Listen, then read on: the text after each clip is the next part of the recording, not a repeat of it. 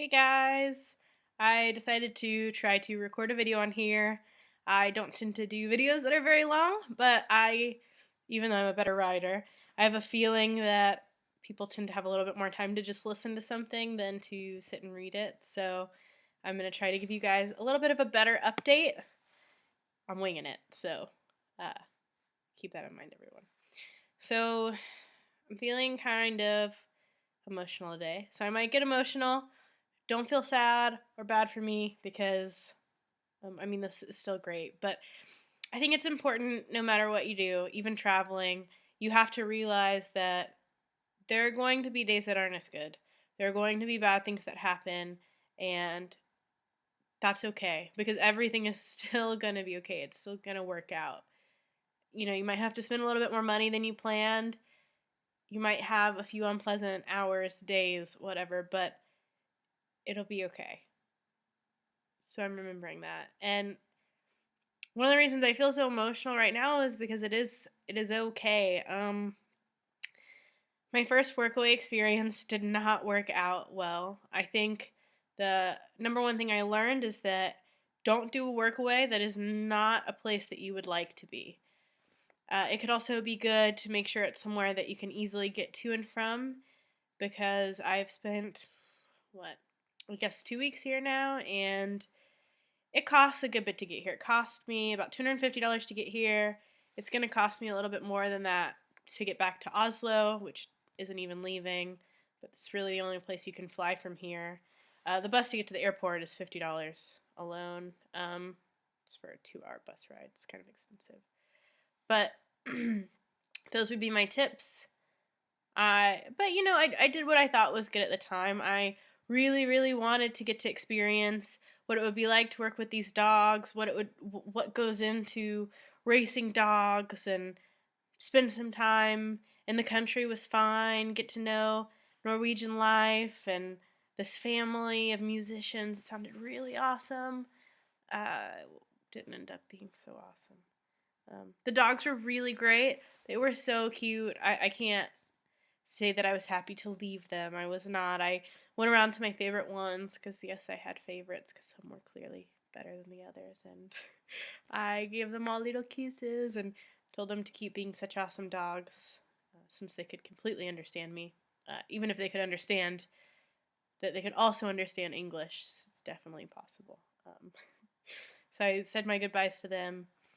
Last night I had another altercation with the wife. Things were really great at first. Everything seemed so good. I was so excited in my first post, and it really turned out that they have these workers here just to do all that grunt work, and that's okay too. I don't mind doing the work. And then things changed after Dag left, or at least to me they felt like they changed.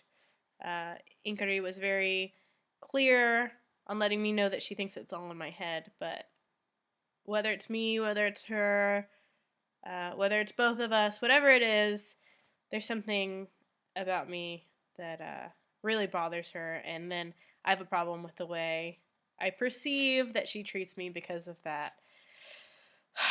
And so we had another altercation last night, where I felt like crying again. Probably cried a little bit, and I just tried to explain to her how I felt, tried to talk to her. Yesterday, one of the dogs ran away, and not one, I'm sorry. When we go for a walk with the bigger puppies, it's 6 puppies. You don't take them on a leash. Apparently, I went into a place where there were sheeps. I was following the marked path. I didn't even know there were sheep there. And the mom, the oldest of the puppies, and one of the small puppies ran after the sheep. I could catch 3 of the 6 puppies. I held them there. The other 2 left. There was no way to get them back, especially without losing these 3.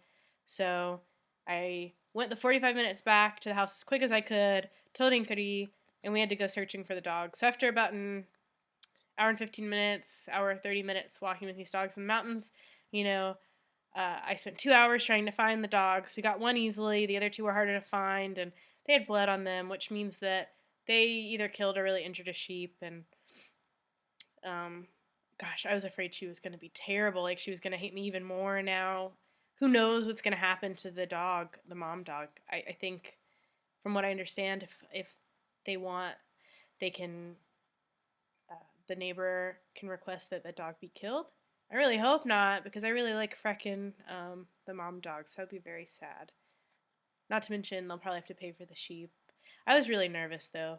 It could have happened to anybody, but it happened to me, and we'd already been having problems, it seemed, and I was really just trying to lay low, stay in my room, and get the cheapest plane ticket out of here when it came, and just do my work until then.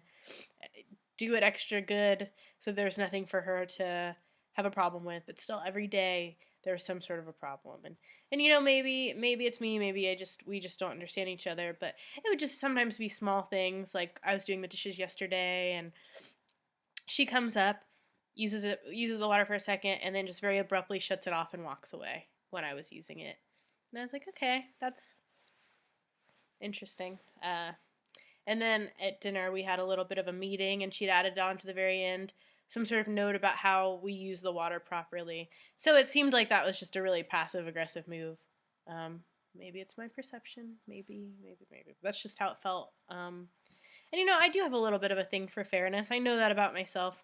I really do think that people should just be treated equally. I don't think that certain people should have less work if we're all in it together.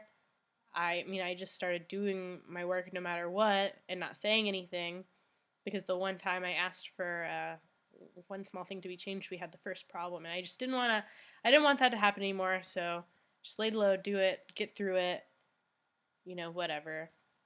I think one of the problems is here. It's in the summer. There's just so many mosquitoes that everyone's cooped up inside. It's so hard to leave. You want to because it's beautiful here, but once you go outside, I mean, I am not exaggerating. There are clouds of them. You walk through clouds of them. The best thing you can do is wear more clothing than that they can't bite through, because even if you use the spray, they're going to be everywhere. Even when I was covered in clothes from everywhere but here, they would just try to come and attack my face like every few minutes. You're doing this, and so no one's going to enjoy just going out and enjoying nature when you can't even sit down without having to do this every few seconds. It's not fun. Not fun at all. So everyone's just cooped up, and everyone's in each other's space, so it's really hard for me to just try to hide in the room, and I'm sure it's uncomfortable for her, and anyway, we just kept bumping heads, and it just wasn't working out, and, hi.